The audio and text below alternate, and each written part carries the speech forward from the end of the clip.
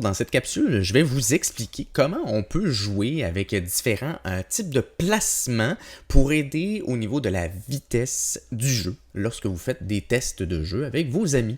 Donc, je ne sais pas si ça vous est déjà arrivé de vouloir jouer un jeu sur tabletop et que là, on a pris un élément qu'on doit placer dans une zone précise, mais que on le place un petit peu trop à gauche, un petit peu trop à droite et que c'est difficile de placer directement dans la zone. Eh bien, aujourd'hui, on va regarder comment régler cette situation. Donc, dans l'exemple d'aujourd'hui, on va prendre tout simplement des cartes standards pour vous montrer comment cela fonctionne. Je vais tracer un beau rectangle juste autour de la carte pour montrer que normalement, je voudrais placer ma carte dans le carré. Sauf que si vous voyez, des fois, c'est difficile de placer parfaitement la carte ou l'élément dans une zone spécifique. Donc, qu'est-ce qu'on peut faire à ce moment-là? Premièrement, quand vous créez le jeu, je vous conseille de cliquer sur P, dans le fond, pour changer la vue, pour avoir vraiment une vue du dessus. À ce moment-là, c'est beaucoup plus facile de déplacer un élément.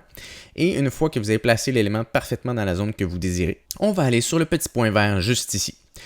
Il y a deux options au niveau du point vert. Donc, on a l'aimant simplifié ou l'aimant avec un cercle vert. Pour l'exemple de base, on va y aller avec l'élément aimant que je vais cliquer sur ma pioche, dans le fond, ma pile de cartes, juste ici, parce que le sens n'est pas important. Mais imaginons la carte en question aurait un sens en particulier, donc je voudrais qu'elle se positionne toujours dans le même sens. À ce moment-là, je vais utiliser l'aimant avec la carte de rotation, donc je vais cliquer comme ça. Donc, comme vous voyez, il y a une petite flèche rouge et une petite flèche bleue. Donc, si je clique dessus, ça va indiquer dans quel sens la carte va se positionner. Donc, pour mieux comprendre, si je mets la carte juste ici au-dessus, vous voyez, elle va automatiquement se positionner dans l'angle que je lui ai demandé. Tandis que si je prends ma pile de cartes et que j'arrive juste ici à côté avec un point vert standard, elle va automatiquement se positionner. Mais si ma pile est de côté et que je la place, elle va rester de côté. Pour résumer, le petit point vert avec l'aimant simple, ça ne change pas la rotation de la carte. Donc, quand je la pose, elle va tout simplement se centrer dans la zone, mais elle va garder le sens que je lui ai donné.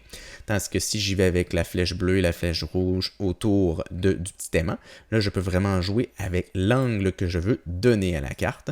Si je veux la mettre droite, par exemple, ou si je veux la mettre croche, tout simplement. Donc, j'espère que cette vidéo vous a énormément aidé. Je vous souhaite une très belle journée. N'hésitez surtout pas à mettre un petit pouce si cette capsule vous a été fort utile.